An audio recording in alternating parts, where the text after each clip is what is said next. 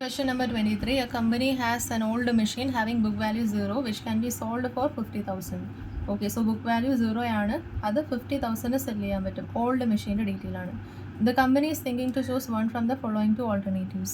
To incur additional cost 10,000 to upgrade the old existing machine, or to replace old machine with new machine costing 20 lakh plus installation cost 50,000. So either additional cost 10 lakh incur ചെയ്തിട്ട് old machine upgrade ചെയ്യും, അല്ലെങ്കിൽ 20 lakh plus installation cost 50,000 incur ചെയ്തിട്ട് ഈ sold machine പുതിയ machine purchase ചെയ്യും. Both the above proposal envisage useful life to be 5 years. So useful life 5 years ആണ്, salvage value 0. The expected after tax profit of the above three alternative are as under. So earnings after tax തന്നിട്ടുണ്ട് old മെഷീൻ്റെ, upgraded മെഷീൻ്റെ, new മെഷീൻ്റെ. Tax rate 40% ആണ്.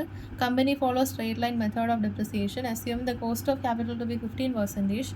Then present value of 15% for 5 years 0.870. ഓരോ വർഷത്തെ തന്നിട്ടുണ്ട്. You are required to advise the company as to which alternative to be adopted.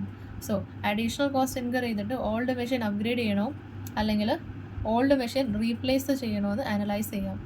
So നമുക്ക് ഇതിൻ്റെ സ്റ്റെപ്സ് എന്താണെന്ന് നോക്കാം. സോ ഫസ്റ്റ് സ്റ്റെപ്പ് എന്ന് പറയുന്നത് ക്യാഷ് ഔട്ട്ഫ്ലോ കണ്ടുപിടിക്കാം.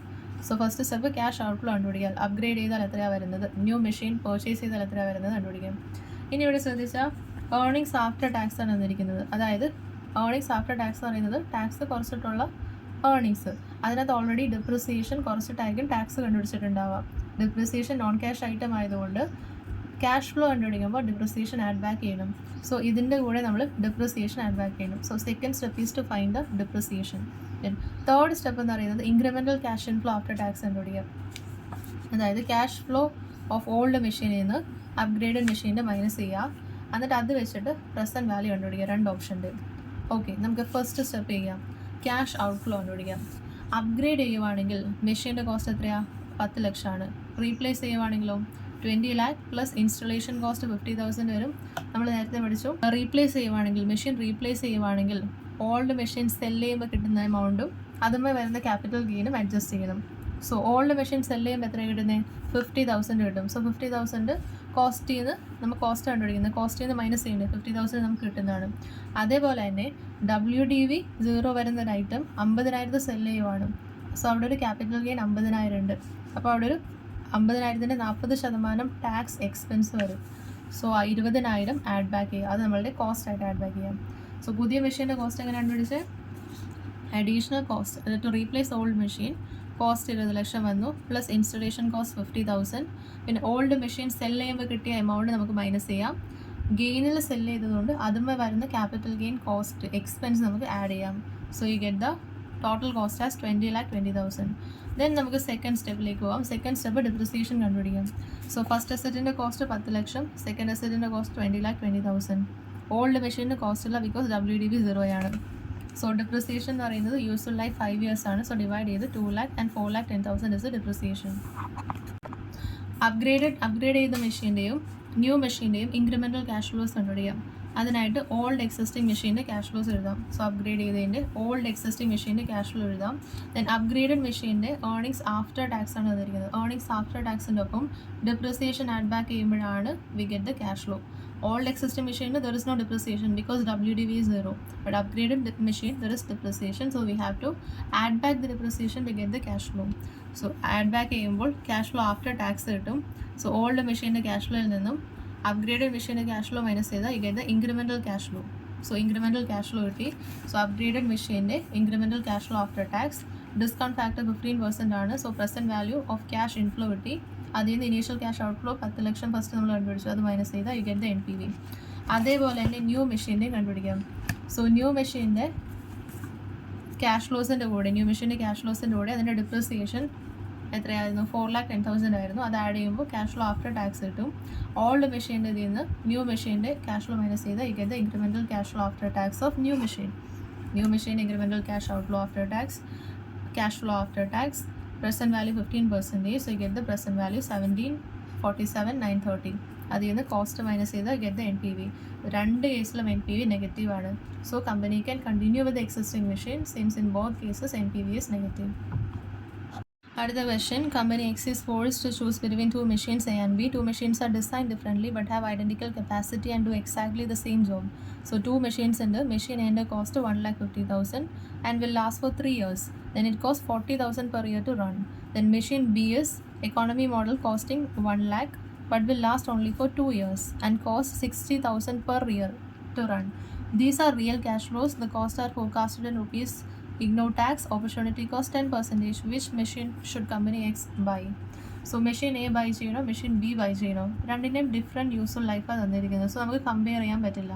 അതുകൊണ്ട് equivalent annual cost compute compare ചെയ്യുക. ഇക്വാലൻ്റ് ആനുവൽ കോസ്റ്റ് എന്ന് പറഞ്ഞാൽ present value of all cash flows divided by present value annuity factor. Okay, so നമുക്ക് ക്യാഷ് ഔട്ട്ഫ്ലോ എത്രയാണെന്ന് നോക്കാം. ഫസ്റ്റ് പർച്ചേസ് കോസ്റ്റ് വരുന്നുണ്ട് 1,50,000 1 lakhും ഇനീഷ്യലി വരുന്നുണ്ട്. പിന്നെ 40,000 പെർ ആനം വരുന്നുണ്ട്, 60,000 പെർ ആനം വരുന്നുണ്ട്. ഓരോ വർഷവും ഇൻകർ ചെയ്യുന്നുണ്ട്. സോ അതിൻ്റെ പ്രസൻറ്റ് വാല്യൂ കണ്ടുപിടിക്കണം. സോ 40,000ൻ്റെ present value factor for 3 years കണ്ടുപിടിക്കാം. ഇത് 3 yearsഉം പ്രസൻറ്റ് വാല്യൂ ക്യുമുലേറ്റീവ് ഓരോ വർഷവും ഇൻകർ ചെയ്യുന്നുണ്ട്. So cumulative present value annuity factor എടുക്കേണ്ടത്. Okay, so get the present value factor of running 99,440. ഇത് രണ്ട് ആഡ് ചെയ്യുക. So total cash outflow 249,440. Equivalent annual cost എന്ന് പറഞ്ഞാൽ present value of all cash outflow divided by present value annuity factor. So ഇതേ divided by 2.486 ചെയ്താൽ you get the equivalent annual cost. അതേപോലെ തന്നെ ബിൻ്റെയും കണ്ടുപിടിക്കാം. സോ കോസ്റ്റ് ഏറ്റവും കുറവ് ഇതിനകത്താണ് എനാണ് കോസ്റ്റ് കുറവ്. Therefore option A is selected. Question number 25. TFS is an authorized service center of a reputed domestic AC manufacturing company. All complaints or service-related matters of AC are attended by this service center. The service center employs a large number of mechanics, each of whom is provided with a motorbike to attend the complaints. Each mechanic travels approximately 40,000 kilometers per annum. TFS decided to continue its present policy of always buying a new bike for its mechanics, but wonder whether the present policy of replacing the bike every 3 years is optimal or not. It is of belief that as new models are entering into market on yearly basis, it wish to consider whether a replacement of either 1 year or 2 years would be better option than present 3-year period. The fleet of bike is due for replacement shortly in near future. The purchase price of latest model bike 55,000. Resale value of used bike at current price in market is as follows. 1 year old in resale price തന്നിട്ടുണ്ട്. Cost 55,000. Running and maintenance expense ഓരോ വർഷത്തെ തന്നിട്ടുണ്ട്. Using opportunity cost of capital 10%. Optimal replacement period of bike. So optimal replacement period കണ്ടുപിടിക്കാനായിട്ട് equivalent annual cost കണ്ടുപിടിക്കാം.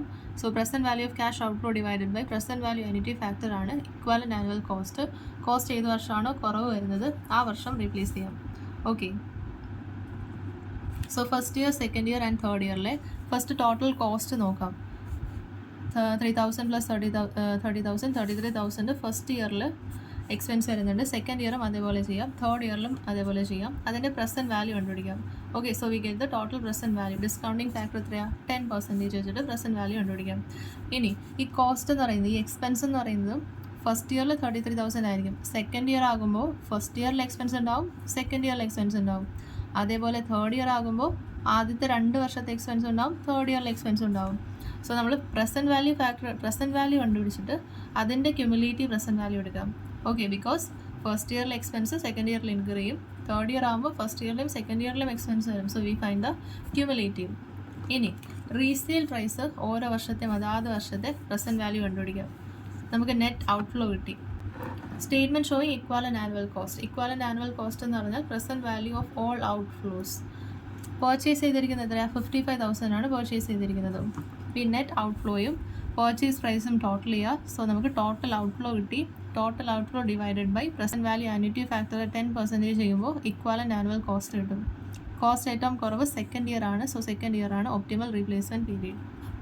2 years is optimal replacement period. JB Consultancy Group has determined the relative utilities of cash flow of 2 forthcoming project. Cash flows തന്നിട്ടുണ്ട്, utilities തന്നിട്ടുണ്ട്, distribution of cash flow project X and Y തന്നിട്ടുണ്ട്, cash flow and probability. ഏത് പ്രൊജക്റ്റാണ് select ചെയ്യേണ്ടത്? So we need to select the utility with highest. Utility value highest ആയിട്ടുള്ളതാണ് select ചെയ്യുന്നത്.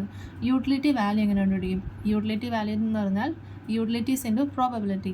So first project X എടുക്കുകയാണെങ്കിൽ project എക്സിൻ്റെ ആദ്യത്തെ cash flow 1,50,000. 1,50,000 utility എത്രയാണ്? 100 ആണ്. So -100 into 0.10. Utility into probability ആണ് യൂട്ടിലിറ്റി വാല്യൂ. ഇനി അടുത്തത് -1 lakh ആകുമ്പോൾ യൂട്ടിലിറ്റി എത്രയാണ്? -60. So -60 into 0.2. അങ്ങനെ യൂട്ടിലിറ്റി വാല്യൂ എക്സിൻ്റെ കണ്ടുപിടിക്കുക, വൈയുടെ കണ്ടുപിടിക്കുക. എക്സിൻ്റെ 2 ആണ്, വൈൻ്റെ 17.55 കിട്ടി. യൂട്ടിലിറ്റി വാല്യൂ കൂടുതൽ ഏതിനാ? പ്രൊജക്ട് വൈക്കാണ്. So Y should be selected. Question number 27. Company Y is operating an elderly machine that is expected to produce a net cash inflow of 40,000 in coming year and 40,000 next year. So existing machine will give a cash inflow of 40,000 this year and 40,000 next year. Current salvage value is 80,000 and next year's 70,000. Machine can be replaced now with a new machine which costs 1,50,000 but more efficient and will provide cash inflow 80,000 for 3 years. Company Y want to know whether it should replace the equipment now or wait a year with clear understanding that new machine is the best for available alternatives and that in turn it be replaced at the optimal point. Ignore tax, take opportunity cost of capital as 10%. So നമ്മൾ advice ചെയ്യാൻ പറഞ്ഞിരിക്കുന്നത്, first നമുക്ക് NPV കണ്ടുപിടിക്കാം, പുതിയ മെഷീൻ്റെ NPV കണ്ടുപിടിക്കാം. So NPV is present value of cash inflow minus initial cash outflow. Cash inflow എത്രയാണ്? 80,000 ഓരോ വർഷം തരും. So 80,000 for 3 years at 10%. Present value of cash inflow കിട്ടി. അതിൽ നിന്ന് ക്യാഷ് ഔട്ട്ഫ്ലോ 1,50,000 മൈനസ് ചെയ്യുമ്പോൾ NPV 48,880 കിട്ടി. ഇനി ടൈമിംഗ് ഡിസിഷൻ, റീപ്ലേസ് നൗ, ഇപ്പോൾ റീപ്ലേസ് ചെയ്യണം അല്ലെങ്കിൽ ആഫ്റ്റർ 1 year ആണോ റീപ്ലേസ് ചെയ്യുന്നതെന്ന് ചെക്ക് ചെയ്യാം. സോ കറണ്ട് റീപ്ലേസ് ചെയ്ത് എത്ര കിട്ടും? Salvage value. സോ ഇപ്പോൾ റീപ്ലേസ് ചെയ്തിട്ടുണ്ടെങ്കിൽ 80,000 കിട്ടും. So 80,000 into present value factor 1 ആണ്, ബിക്കോസ് കറൻ്റ്ലി ഇപ്പോൾ റീപ്ലേസ് ചെയ്യുകയാണ്. സോ 80,000 ഇൻറ്റു 1, 80,000 ആയിരിക്കും current realisable value. Plus NPV എത്രയാണ്? 48,880. സോ ടോട്ടൽ NPV 1,28,880 ആണ്. ഇനി ആഫ്റ്റർ 1 year ആണ് റീപ്ലേസ് ചെയ്യുന്നതെങ്കിൽ ക്യാഷ് ഇൻഫ്ലോ എത്രയാണ്? 40,000. ഇയർ 2 ക്യാഷ് ഫ്ലോ 40,000 ആണ്. അതുകൂടാണ്ട് സാൽവേജ് വാല്യൂ 70,000 കിട്ടും. So 40,000 plus 70,000 plus NPV 48,880. So total NPV കിട്ടി. ഇതിൻ്റെ പ്രസൻറ്റ് വാല്യൂ കണ്ടുപിടിക്കാം, ഡിവൈഡഡ് ബൈ 1 + 10%. സോ 144,436 ആണ് present value. So NPV is highest if you replace after 1 year. So machine should be replaced after 1 year.